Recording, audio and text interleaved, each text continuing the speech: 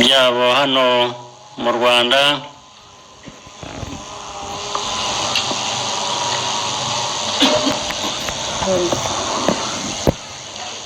ba ofisiye mushoje amahugurwa, ababyeyi n'inshuti zanyu, abanyacyubahiro mwese muteraniye aha, ndishimye kuba ndi hano namwe mu muhango wo kwinjiza mu ngabo z'u Rwanda ku rwego rwa ofisiye, ba ofisiye kadete bari hano imbere yanyu.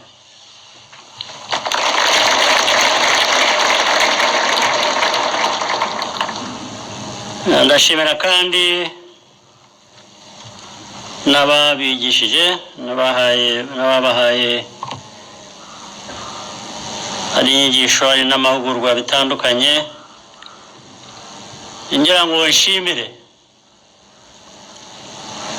n'ibihugu by'inshuti byafashije no kwigisha abandi ba ofisiye nabo batubwiye umwanya washize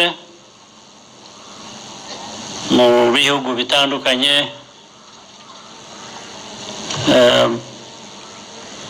Turabashimira ko bahaye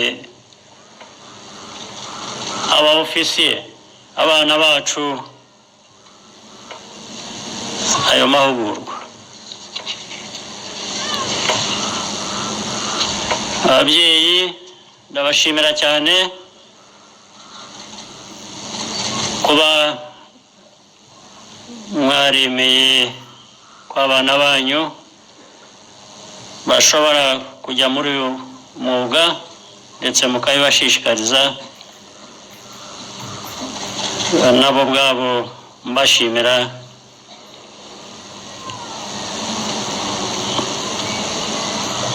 kubera ko cyane cyane byahereye ku bushake bwabo kurusha ko babishyizwemo n'abandi.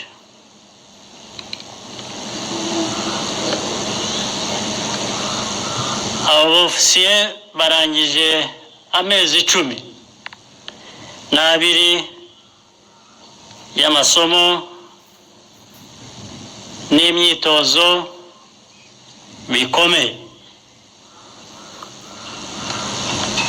kandi kuba muri hano nuko mwabyifashemo neza mukarangiza ayo masomo neza, mwavanyemo ubumenyi, mwavanyemo ubushobozi butandukanye bijyanye n'imbaraga n'imyifatire byiza, hanyuma icyo mwashakaga mukaba mukigezeho. Turabibashimira cyane.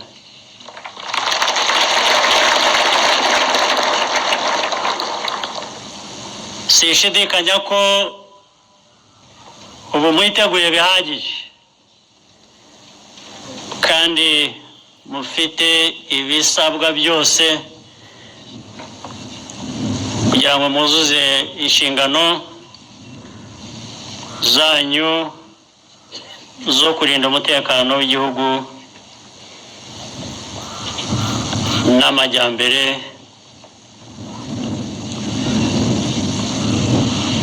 y'abagituye.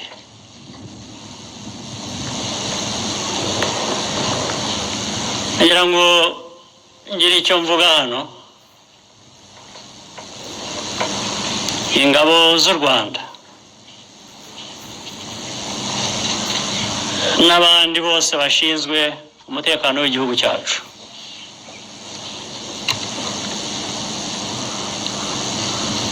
icyo bivuze kujya muri uyu mwuga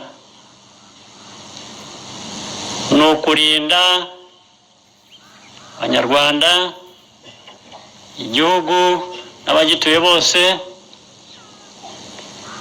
ndetse n'amajyambere tuganamo twubaka. Nicyo bivuze, niho duhera. Ntabwo dutangirira kumva ko ingabo z'igihugu muri uyu mwuga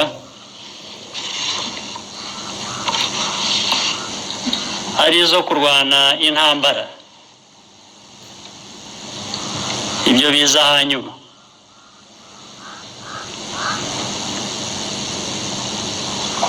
Ubundi icyo zishinzwe ni ukurinda umutekano.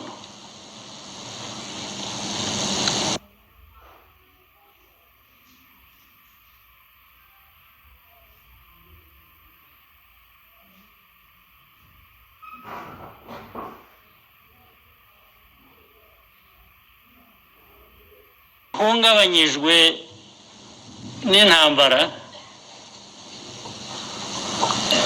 ubwo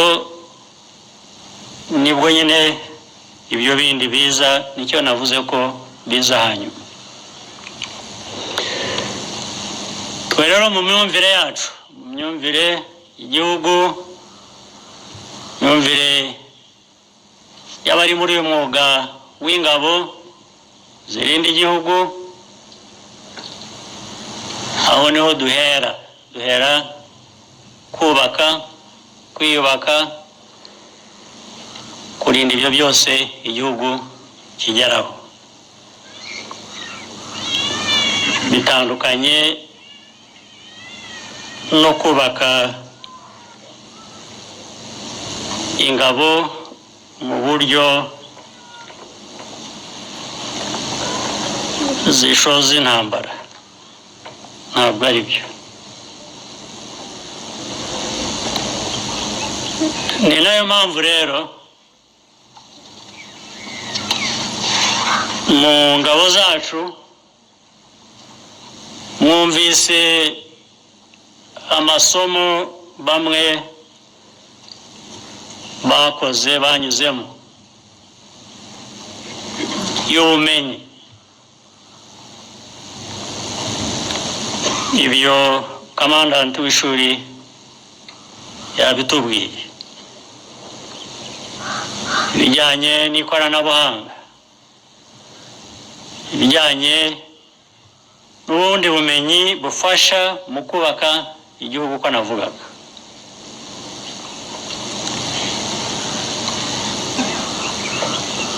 Abaza mu ngabo z'u Rwanda, abifuza kujyamo cyangwa abo dushishikariza kuza mu ngabo z'u Rwanda, bakwiye kumva ko baje ahantu hatanga ubumenyi butandukanye, harimo n'ubwo kurinda igihugu mu byo twubaka. Ndetse ubwo bumenyi bukoreshwa aho ariho hose. Hakoreshwa mu Rwanda, igihugu cyanyu cyacu. Ubwo bumenyi bukaba bwanakoreshwa no hanze, dufatanije n'ibihugu by'inshuti cyane cyane, kugira ngo ibyo duharanira kugeraho nabo kandi babifuza, niyo byaba bitandukanye, ariko ibyo baharanira kugeraho tugafatanya nabo kugira ngo babigereho. Nk'uko byagiye bigaragara, ari ingabo z'u Rwanda zifatanya n'ibihugu bindi by'inshuti cyane cyane bya Afurika, kugira ngo ibyo bihugu nabyo bishobore kubona umutekano, nabyo bishobore kubakira kuri uwo mutekano kugira ngo bigere ku majyambere abantu bose bifuza.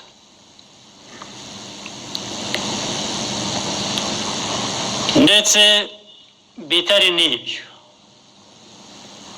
abajya mu mwuga w'igisirikare cy'u Rwanda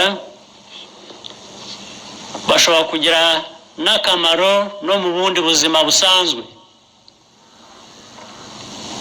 Nanone haba mu Rwanda cyangwa se haba no hanze, ubuzima bujyanye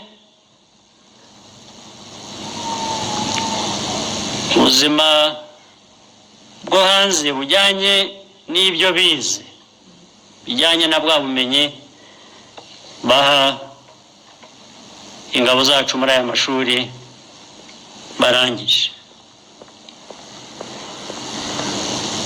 Hanze y'igisirikare cyangwa se hanze y'igihugu, icyo gihe ubwo buzima baba barabonye ibyangombwa byose bibafasha kububamo neza.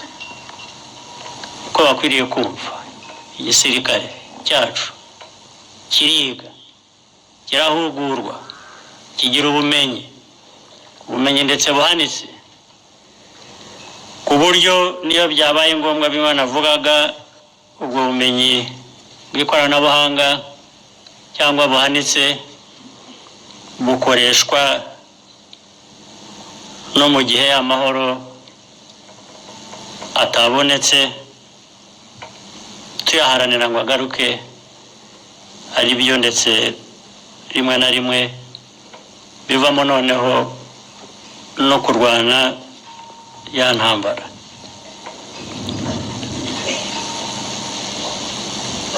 Intambara nayo kuyirwana bishaka ubumenyi. Ugomba kumenya uhera ku mutima wo gushaka gutsindira ibyawe, kurwanira igihugu cyawe, kurwanira uburenganzira bwawe, hanyuma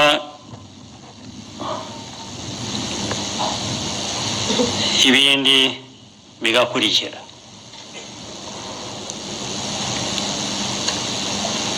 Agira ngo rero mbasezeranye ko igihugu cyiteguye kubakira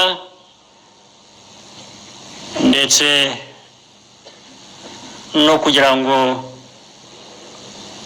kivane inyungu muri bwa bumenyi, muri bwa bushobozi mwavanye mu nyigisho no mu mahugurwa. Ndarangiriza kugushimira iri shuri ryacu rigenda ryiyubaka buri gihe, urwego rugezeho, urwego ishuri rigezeho, urwego rwo hejuru, urwego rujyanye n'izindi nzego ku rwego mpuzamahanga. Ariko turacyashaka kugira ngo dukore ibishoboka byose ishuri rikomeze gutera imbere, rigere ku byo ritarageraho, nk'uko nubwo igihugu cyacu kigenda gitera imbere kuri byinshi, hari ibindi nabyo tutarageraho duharanira, dushaka kugeraho, dushoboye kubigeraho vuba ku buryo bwihuse. Nicyo twifuza, nicyo duharanira. Ndarangiriza kubasaba rero mwebwe ba ofisiye, imirimo mugiyemo aho azaba ariho hose, haba ari mu gihugu cyacu, haba ari hanze y'igihugu, ndarangiza ku kintu kijyanye na discipline. Wagira ubumenyi, wagira ubushake, wagira ibyo ari byo byose, ntabwo havamo byinshi cyangwa se birambye igihe buri muntu wese ku giti cye ariko noneho ku ngabo muri rusange iyo hatagaragayemo imico, imyifatire myiza, aribyo bijyana na discipline, kandi hari byinshi by'ibishuko biba biri hanze cyangwa se bijyana n'umwuga. Kugira ngo rero ugire ubuzima bwiza, ugire akazi keza, kandi n'igihugu